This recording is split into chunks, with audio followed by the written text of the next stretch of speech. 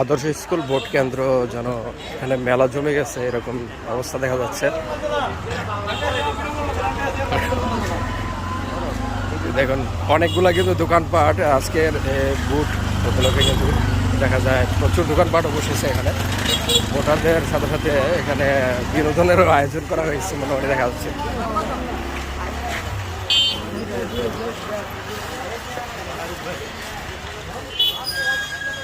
এ হলো আদর্শ কেন্দ্র, আদর্শ স্কুল। কত পরিমাণে ভিড় এই কেন্দ্রে আজকে দেখা যাচ্ছে।